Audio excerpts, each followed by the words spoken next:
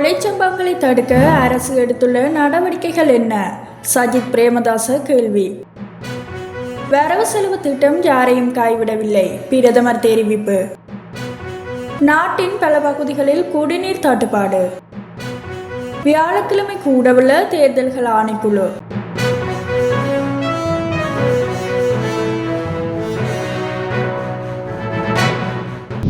இன்று சமூகத்தில் உள்ள அனைவரும் அச்சத்திலும் சந்தேகத்துக்கு மத்தியிலும் வாழ்ந்து வருகின்றனர். சமீபத்தில் பொதுமக்கள் பாதுகாப்பு அமைச்சின் அமைச்சுசார் ஆலோசனை குழு கூட்டத்தில் நாட்டில் நடந்து வரும் வன்முறை கலாச்சாரம் குறித்து ஆராயப்பட்டது. இந்த வன்முறைசார் அலையை தடுக்க முறையான திட்டம் ஒன்று முன்னெடுக்கப்படும் என்று கூறப்பட்டது.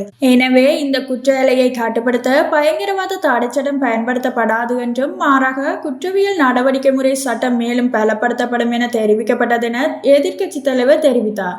இந்த கொலை கலாச்சார போக்கு நாட்டின் தேசிய பாதுகாப்புக்கு பிரச்சனையாக காணப்படுகின்றது. எனவே குற்றவியல் சட்டத்தை பயன்படுத்தி இந்த குற்றவாளிகளை நீதியின் முன் நிறுத்தி எடுக்கும் நடவடிக்கைகள் என்ன என எதிர்க்கட்சி தலைவர் இன்று சபையில் கேள்வி எழுப்பினார். சுற்றுலாத்துறை முன்னேற்றம் கண்டு வரும் இந்த நேரத்தில் சுற்றுலாத்துறையின் வளர்ச்சிக்கு இது ஒரு பெரும் பிரச்சனையாக அமைந்து காணப்படுகின்றது. இது பொருளாதாரத்தையும் பாதிப்பதாக அமையும். எனவே இது தொடர்பில் கூடிய கவனம் செலுத்துமாறு எதிர்க்கட்சி தலைவர் சஜித் பிரேமதாச தெரிவித்திருந்தார்.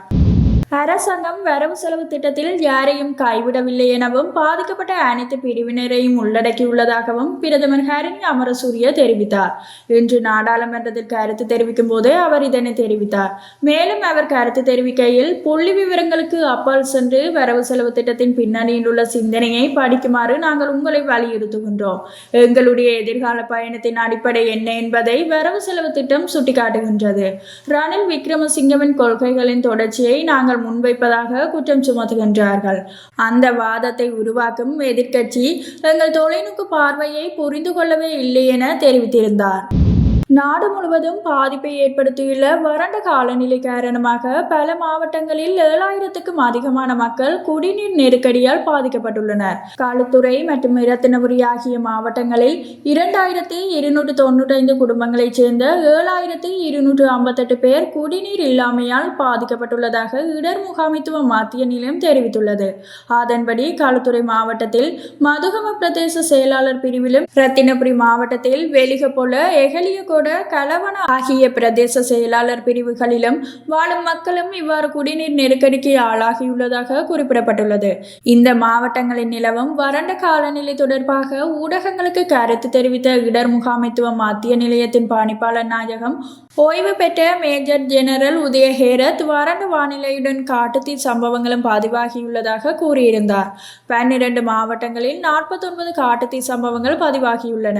விசமிகளால் இவ்வாறு தீ வைக்கப்படுவதாக தெரிய வந்துள்ளது. இதன் காரணமாக தாவரங்கள் மற்றும் விலங்கு இனங்களுக்கு பெரும் பாதிப்புகள் ஏற்பட்டுள்ளன.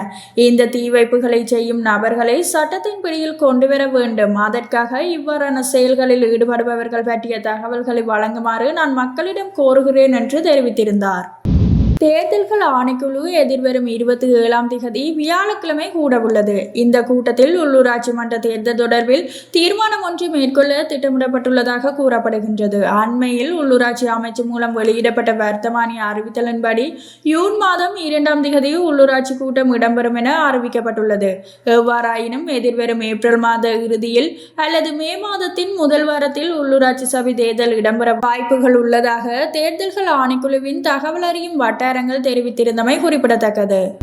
நாடளாவிய ரீதியில் நிலவும் வறண்ட வானிலை காரணமாக மரக்கறி விளைச்சல் கடுமையாக பாதிக்கப்பட்டுள்ளதாகவும் இதன் விளைவாக விளைச்சல் குறைந்துள்ளதாகவும் தேசிய விவசாயிகள் சங்கம் தெரிவித்துள்ளது. மலையகத்தில் மரக்கறி விளைச்சலில் மிகப்பெரிய தாக்கம் ஏற்பட்டுள்ளதாகவும் நீர்வழிகளில் நீரோட்டம் கணிசமாக குறைந்துள்ளதாகவும் சங்கத்தின் தலைவர் அனுராதா தென்னகோன் தெரிவித்தார்.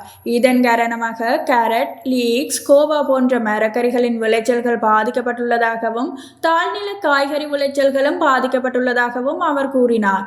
தாழ்நில விளைச்சலை பொறுத்தவரை தக்காளி, மிளகாய், முள்ளங்கி மற்றும் பூசணி சாகுபடி கடுமையாக பாதிக்கப்பட்டுள்ளதாகவும் அவர் சுட்டிக்காட்டியிருந்தார். இதேவேளை இடைத்தரகர்கள் அதிக விலைக்கு காய்கறிகளை விற்பனை செய்வதாகவும் அவர் கூறியிருந்தார். ஜனாதிபதி அனுரகுமார திசாநாயக்க கூட்டங்களில் பொது வழியில் கலந்து கொள்ளுவது அவரது பாதுகாப்புக்கு அச்சுறுத்தலாக இருப்பதாக புலனாய்வு அமைப்புகள் அடையாளம் கண்டுள்ளதாக தெரிவிக்கப்பட்டுள்ளது. நாட்டில் தற்போது பாதாள உலக குழுக்களுடன் தொடர்புடைய குற்றச்செயல்கள் அதிகரித்து வருவதால் அந்த பாதாள உலக நடவடிக்கைகளுக்கு பின்னால் வேறு ஏதேனும் செல்வாக்கு உள்ளதா என்ற சந்தேகம் பாதுகாப்பு படையினருக்கு எழுந்துள்ளது. இந்த நிலையில் பாதாள உலக நடவடிக்கைகளுக்கு பின்னால் யார் இருக்கிறார்கள் என்பதை புலனாய்வு அமைப்புகள் தொடர்ந்து விசாரித்து வருகின்றன. ஜனாதிபதி அனுரகுமார திசாநாயக்க சமீப நாட்களாக கூட்டங்களில் கலந்து கொள்வதுடன் மக்களுடனும் சுமூகமாக பழகி வருவதையும் அவதானிக்க முடிகின்றது.